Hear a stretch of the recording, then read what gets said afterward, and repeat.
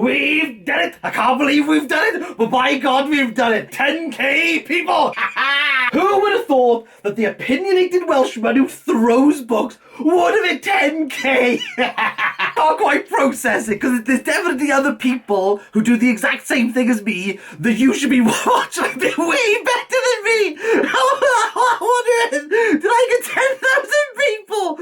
I really don't understand. So I want to shout out 4 people that you definitely should be checking out, and you shouldn't be watching me. I'm awful compared to them. So let's start off with the person who kind of kick-started started into reading religious books, and that is Ben over at Doom Antidote. Update on where I'm at with reading the Bible. Now, I am a little bit of a liar, because I'd said in my last video where I said I was going to start reading this that I wasn't going to give an update until I'd finished the Old Testament, but I kind of forgot that the Old Testament makes up flipping 3/4 of this thing. Yes, this video will definitely be littered with just out of context takes, because I think that's funny. So Ben decided to read the Bible as literature and kind of document his views going through the Bible. So I watched this video and I reached out to him and I was like, I've kind of been interested in doing that with the Quran and also the Hindu texts and the Buddhist texts. And he went, well, why don't you do it? And so I did. I loved the writing in it.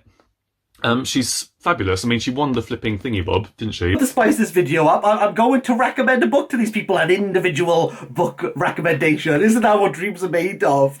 So maybe the gulag. That was awful if you think about it too long. But I recommend, and I will say to all these people, I'll happily send you these books. I'm recommending Heartbreaking Work of Staggering Genius by Dave Eggers. Some people might know Dave Eggers as the author of The Circle that was really badly adapted by Netflix, but he's also the editor for the literary magazine McSwee's, which really has a penchant for experimental literature. And I think A Heartbreaking Work of Staggering Genius and how it outlines his Dave Eggers' own experience with losing his parent is one that is bleak, it is poignant, but there's something humorous about this book. And I think how Eggers plays with that language, how he plays with the form and the structure. I'd be interested to see what Ben makes of this. The best way to consume Shakespeare is to watch it, but there is certainly much value in reading a Shakespeare play, because the language is so kind of like,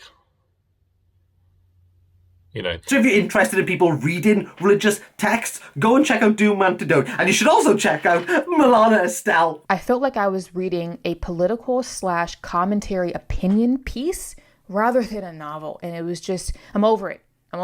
Now, she might be able to do, with accents, dare I add, the entirety of the Merry Christmas, You Filthy Animal scene from Home Alone 2. But I assure you, Alana Estelle's bread, because I've told her, it's awful! I digress. Alana Estelle's book reviews are kind of like what I would love to do if I really wanted to put effort in.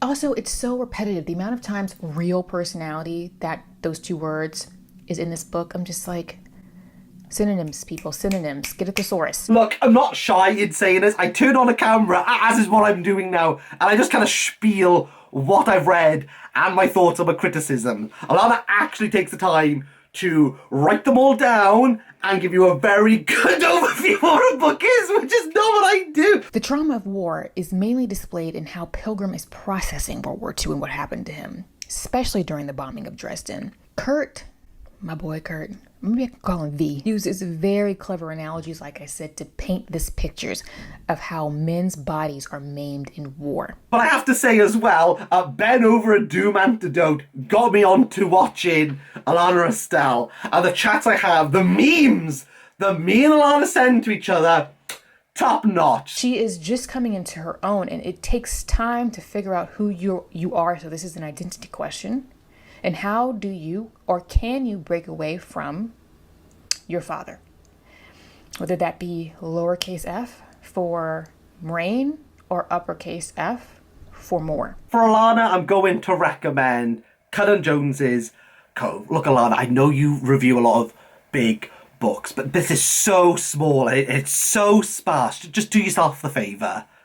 just read a short one once in a while, okay? For me. Caled Jones is probably my favourite contemporary Welsh writer. We've got to represent the Welsh here, haven't we, people? My hen wlad van hadau. Cole tells the story of a man who's lost at sea after he's struck by lightning and holds on to a frying pan. It's great, and I need Delana to read more Welsh literature. Now, some people might like me for my, I'm going to say, irreverency, and the fact that I'm not like the stereotypical average person who reads a book and articulates it, and I've always wanted to be a little bit different in that approach, because if you saw me in the pub, this is like exactly what I am like. And another person who I think that is exactly as they are on camera, as they are if you met them in the pub, is the Disco King. So there's a great white shark, but they call it a white goddess instead. So fucking lazy. What is that? What?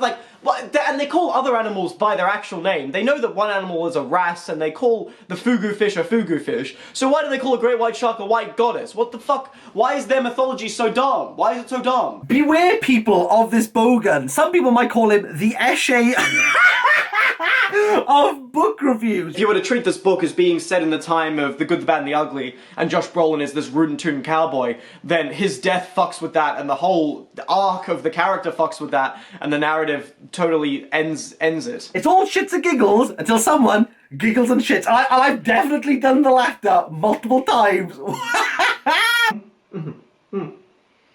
Oh. Hello there. But also with the Disco King, I think you get that raw candidness.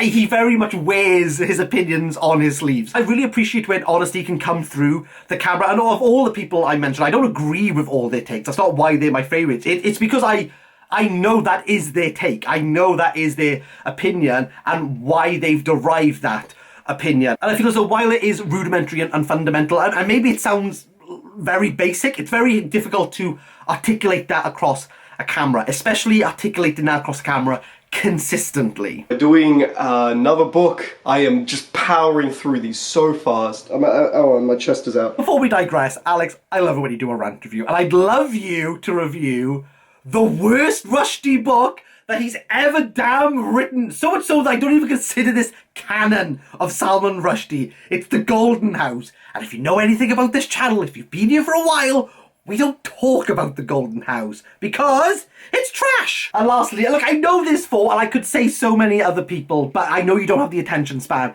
for that. It's gotta be the game host. But it's time to play my new favourite game, Burnham Copperhead. Roro reads. I don't know his real name because you can't contact him anywhere, and I'd really like to do that. But nevertheless, you could read this book once a year for the rest of your life, and through each stage of your life, you would get something different from this book. That's how good the writing is. My God, incredible. It's almost epitomised to me concise and succinct book reviews, and in regards to all these people have influenced how I go about reviewing books.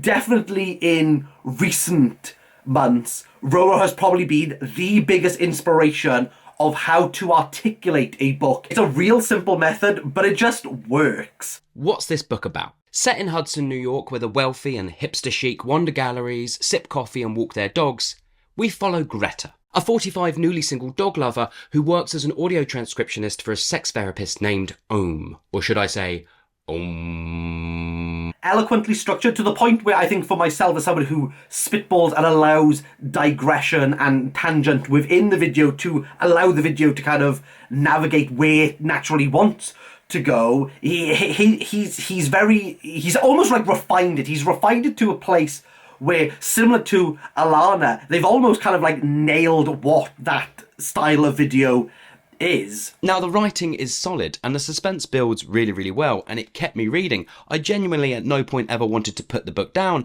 and I was really intrigued to see where it would take me. But as said, it just keeps things very simple. It's a simple kind of thriller. Oh, and I just wanted something a bit more. Roro, I'd like to recommend a book that I think kick-started my channel, and a lot of people still go back to this review, and I have real fond memories of it. I think this is the review I did that made me want to continue doing this, and I'd love to give you my copy of Kiran Desai's The Inheritance of Loss. It's a story really of people watching India as it gains independence really begin to change around them. It's a story about transatlanticism, it's about modernism, it's about the generational gap, and I think Kieran Desai, it's not the greatest book, but it is a book that is... I got a lot from this, and as you're the most recent person I've been watching consistently, I hope it would do the same for you. It's booker season, baby. Now, I'm not saying that there's only these 4 that have influenced me, but they definitely have had a huge impact of how I want to articulate books, how I want to navigate a book review, even though I want that distinct style of that off-the-wall approach that I do. Equally, and I do hope that you do this and check out these 4 channels, you'll realise that they are all very different. They're all very unique and distinctively themselves. They're not a carbon copy. They're very distinct, and I know exactly when I click on their videos, no matter what that video is, I know exactly what I'm going to get, and I know it's going to come from the heart. But again, thank you for 10k, and I hope these people hit 10k and hit 20k way sooner than me, because they deserve it a lot more than me.